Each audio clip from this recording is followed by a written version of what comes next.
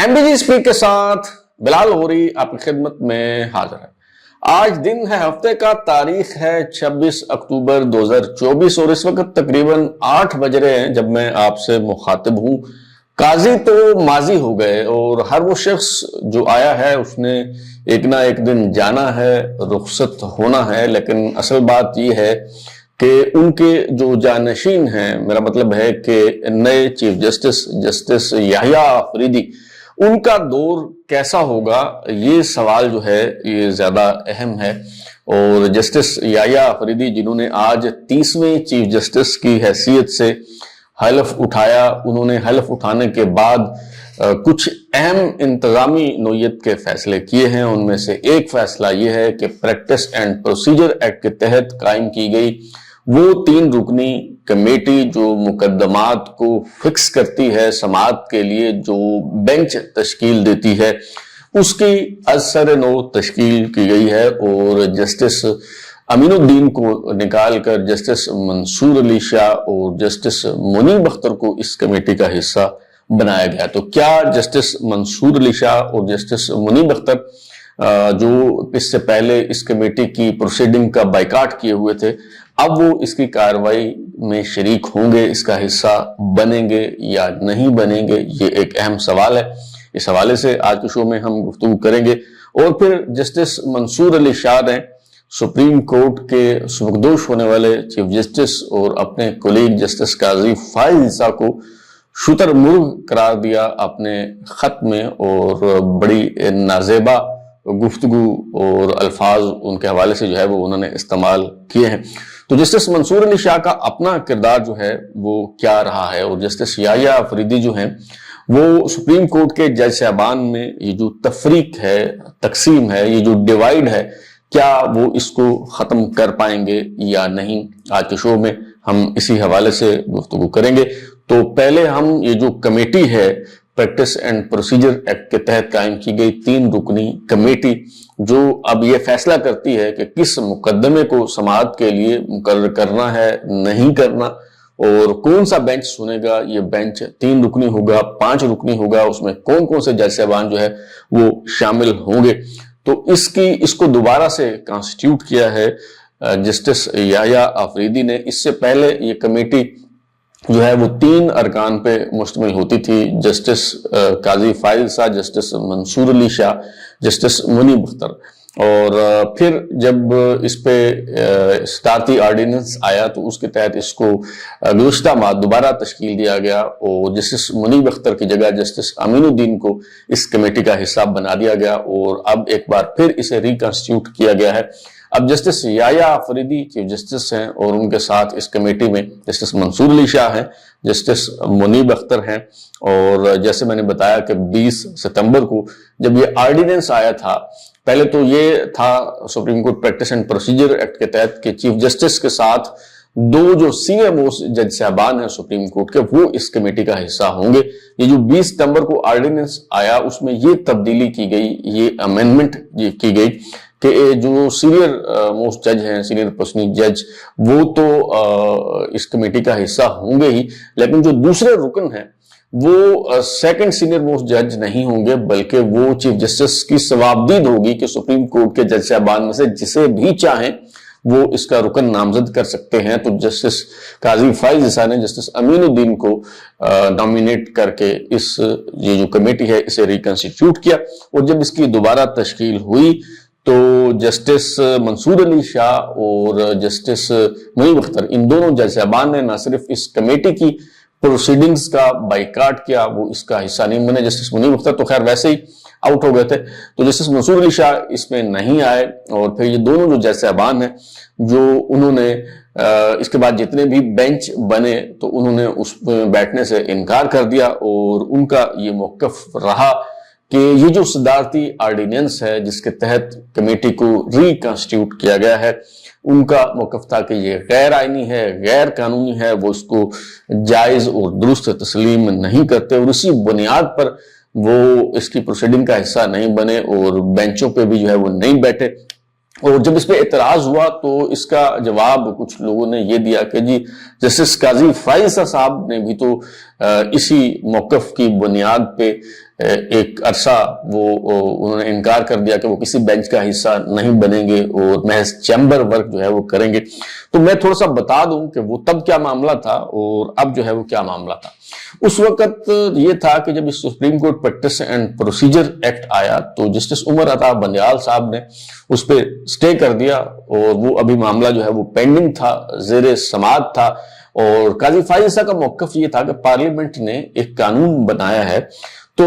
اس پہ عمل درآمد کرنا لازم ہے, اور جب تک سپریم کورٹ اسے کالعدم نہیں قرار دے دیتی تو تب تک وہ فیلڈ میں موجود ہے. تو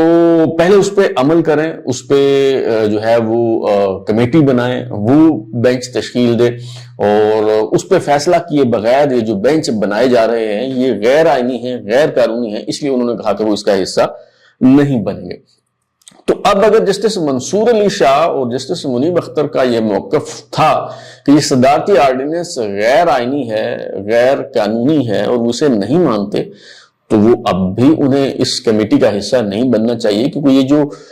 کمیٹی ریکانسٹیٹیوٹ کی گئی ہے یہ اسی صدارتی آرڈیننس کے تحت ہی اس کے اثر میں جو ہے وہ تشکیل دیا گیا ہے. اور اس میں واضح طور پہ جو ہے وہ لکھا ہوا ہے, یہ جو آرڈر جاری کیا ہے جسٹس یحییٰ آفریدی صاحب نے بطور چیف جسٹس, جس میں انہوں نے اس کمیٹی کی تشکیل نو کی ہے, اس میں انہوں نے لکھا ہے کہ supreme Court practice and procedure act 2023 کی سیکشن 2 کی سب سیکشن 1 اور یہ 2024 کا جو آرڈیننس ہے اس کے جس کے ذریعے اس میں ترمیم کی گئی, اس کے تحت حاصل اختیارات کے تحت اس کمیٹی کو ریکانسٹیٹیوٹ کیا جا رہا ہے. تو اگر ان کا جو موقف ہے وہ کسی اصول کی بنیاد پہ تھا تو وہ اب بھی اس کا حصہ نہیں بنے گا, لیکن اگر ان کا جو موقف ہے وہ ذاتی اختلاف کا نتیجہ تھا, انہیں قاضی فائز عیسیٰ کی شکل پسند نہیں تھی یا کوئی ان کا پرسنل ایجنڈا تھا, تو وہ اب ختم ہو گیا, قاضی فائز عیسیٰ صاحب رخصت ہو گئے, تو شاید وہ اب اس کمیٹی کا حصہ جو ہے وہ بن جائیں. تو ایک اور بڑا اہم فیصلہ جو نئے چیف جسٹس قاضی فائز عیسیٰ نے کیا ہے وہ لائیو سٹریمنگ کا فیصلہ ہے. انہوں نے کہا جی تمام جو عدالتیں ہیں, تمام جو کورٹس ہیں, سپریم کورٹ میں جتنے مقدمات کی سماعت ہوگی اس کی لائیو سٹریمنگ فریقین کی رضامندی سے جو ہے وہ کی جائے, اور اس کے حوالے سے انتظامات مکمل کیے جائیں. اور جسٹس محمد علی مظہر کو, سپریم کورٹ کے جو جج ہیں, انہیں یہ ذمہ داری سونپی گئی ہے کہ آپ لائیو سٹریمنگ کا جو ہے وہ بندوبست کریں. تو ونس اگین یہ جو انیشیٹو تھا یہ جسٹس قاضی فائز عیسیٰ کا انیشیٹو تھا جو ٹرانسپیرنسی لائے. نہ صرف انہوں نے لائیو سٹریمنگ کا اہتمام کیا بلکہ جتنے اجلاس ہوتے تھے وہ چاہے پریکٹس اینڈ پروسیجر کمیٹی کا اجلاس ہوتا تھا یا دیگر اجلاس ہوتے تھے تو ان کے میٹنگ منٹس جو ہے وہ جاری کر دیے جاتے تھے اور کوئی چیز اس میں پوشیدہ نہیں رکھی گئی. جسٹس قاضی فائز عیسیٰ صاحب کے دور میں یہ کریڈٹ انہیں آپ کو جو ہے وہ بہرحال دینا پڑے گا. ایک اور اہم فیصلہ انہوں نے جسٹس یحییٰ آفریدی صاحب نے جو کیا ہے وہ فل کورٹ کا اجلاس جو ہے وہ انہوں نے طلب کر لیا ہے. سپریم کورٹ بھی ان کی آمد سے, سپریم جوڈیشل کونسل جو ہے وہ بھی جسٹس یحییٰ آفریدی کی آمد سے اس کی جو ہے وہ اثر نو تشکیل ہو گئی ہے. پہلے جسٹس یحییٰ آفریدی اس میں شامل نہیں تھے سپریم جوڈیشل کونسل میں, اب وہ اس کے سربراہ ہیں, اور ان کے ساتھ جسٹس منصور علی شاہ, جسٹس منیب اختر جو ہے وہ سپریم جوڈیشل کونسل کے جو ہیں وہ ممبر ہوں گے. اچھا, جیسے یحییٰ آفریدی جو ہیں ان کا یہ اقدام جو ہے وہ میں سمجھتا ہوں کہ بڑا خوش آئند ہے. انہوں نے جو کوشش کی ہے اس کمیٹی کو ریکنسٹیٹیوٹ کر کے, ایک تو انہوں نے لوگوں کو یہ تاثر دینے کی کوشش کی ہے, اور دوسرا انہوں نے جو جتنے جج صاحبان ہیں ان میں جو تفریق ہے, اس میں جو اختلاف ہے, ان مسائل پر انہوں نے قابو پانے اور اپنے ہاؤس کو ان آرڈر کرنے کے لیے میرے خیال میں انہوں نے یہ قدم اٹھایا ہے. اور میری دعا ہے کہ وہ کامیاب ہوں اس مقصد میں, اور سپریم کورٹ جو ہے وہ یونائٹڈ ہو, اور سپریم کورٹ کے جج صاحبان میں یہ اس طرح کے جو ذاتی مفادات کو لے کے یہ جو لڑائی جھگڑے ہیں اور یہ جو معاملات ہیں یہ نہیں ہونے چاہیے.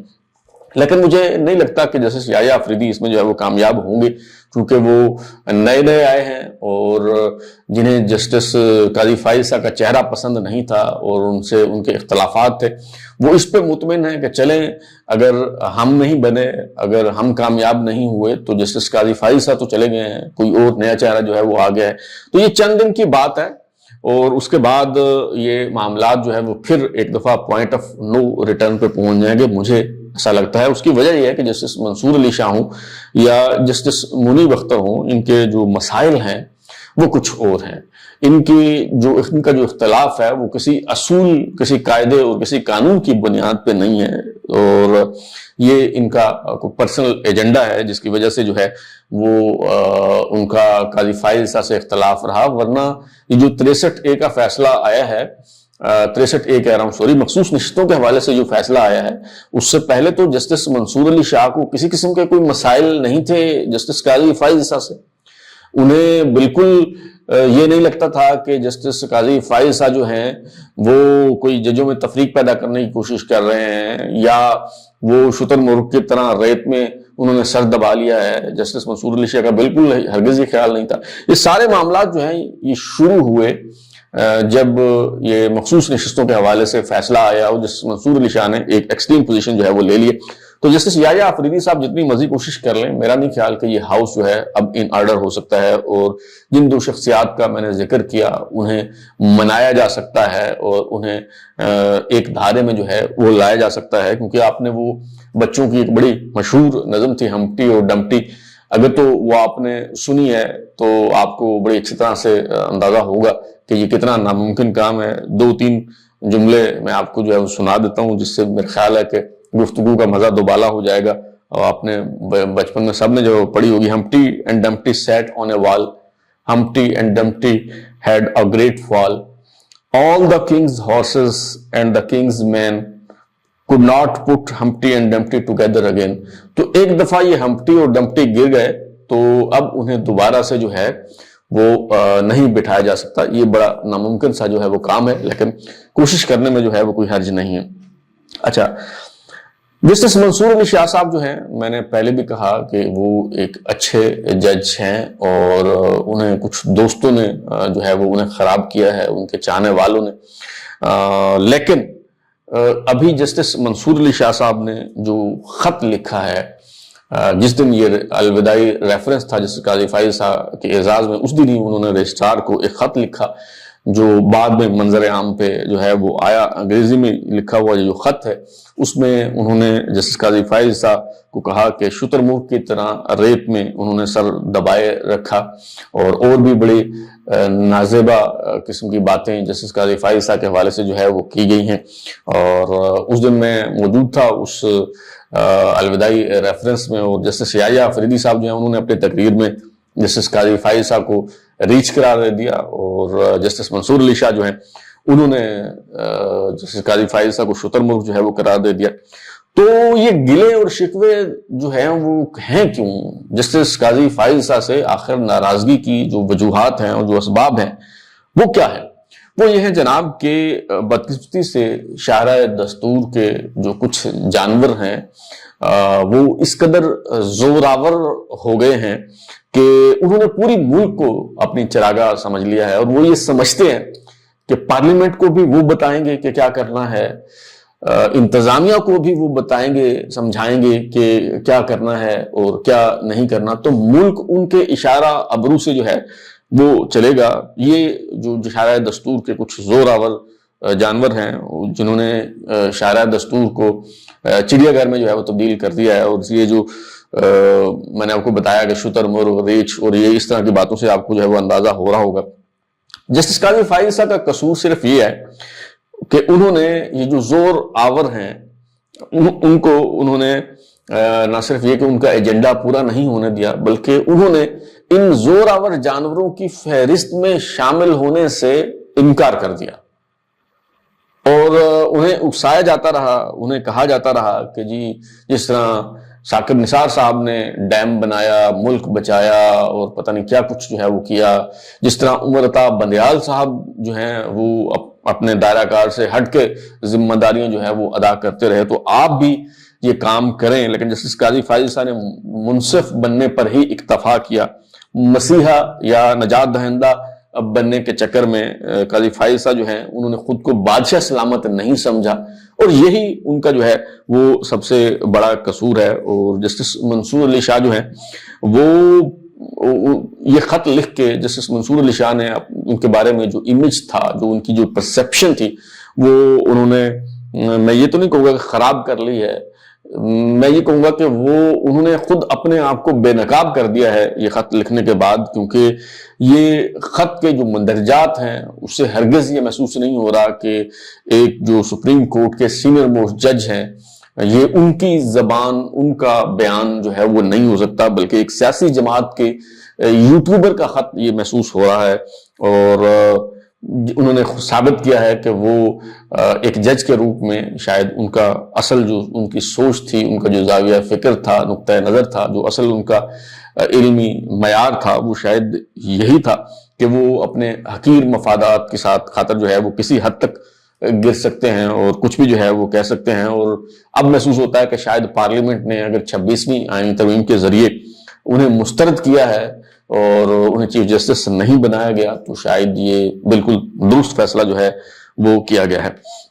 اچھا، ایک آخری نقطے کی وضاحت کر کے جو ہے وہ پھر میں آپ سے اجازت لوں گا، اس ولاگ کو جو ہے وہ ہم کنکلوڈ کرتے ہیں۔ یہ جو پریکٹس اینڈ پروسیجر ایکٹ کے تحت کمیٹی تشکیل دی گئی ہے، اثر نو تشکیل دی گئی ہے، اس سے کچھ لوگ یہ تاثر دینے کی کوشش کر رہے ہیں کہ جسٹس امین الدین جو ہیں وہ آؤٹ ہو گئے، بازی پلٹ گئی۔ یہ وہی لوگ ہیں جو چند دن پہلے کہہ رہے تھے کہ جسٹس یحییٰ آفریدی جو ہیں وہ چیف جسٹس بننے سے معذرت کر لیں گے اور پھر جسٹس منصور علی شاہ یا جسٹس منیب اختر، ان دونوں میں سے کسی ایک کو جو ہے وہ چیف جسٹس بنانا پڑے گا۔ اور آخری دن تک یہ کہتے رہے، اس امید پہ جیتے رہے، لوگوں کو بھی دلاسا دیتے رہے، لیکن آج جیسے یحییٰ آفریدی نے اپنے عہدے کا حلف اٹھا دیا، اس پہ انہوں نے کسی شرمندگی کا اظہار بھی نہیں کیا اور ایک نئی جو دیوار ہے انہوں نے بنانا شروع کر دی، ایک نیا بیانیہ جو ہے، ایک نیا منجن جو ہے وہ بیچنا شروع کر دیا، اور وہ یہ کہ جی بازی پلٹ دیجیے یحییٰ آفریدی صاحب نے، اب دیکھیں اب ہوتا کیا ہے۔ کچھ بھی نہیں ہوگا۔ اس کی وجہ یہ ہے کہ یہ جو پریکٹس اینڈ پروسیجر ایکٹ کے تحت 3 رکنی کمیٹی ہے، اس کے پاس آئینی مقدمات کو سماعت کے لیے مقرر کرنے کا اختیار نہیں ہے۔ یہ جو آئینی مقدمات ہیں یہ آئینی بینچ ہی سنے گا، اور یہ جو کمیٹی ہے یہ آئینی بینچ بھی تشکیل نہیں دے سکتی۔ یہ 26ویں آئینی ترمیم ہے، اس کے تحت آئینی بینچ تشکیل دینے ہیں جوڈیشل کمیشن نے۔ جوڈیشل کمیشن کا اجلاس ہوگا، اس میں آئینی بینچ کے لیے جو جج صاحبان ہیں انہیں نامزد کیا جائے گا،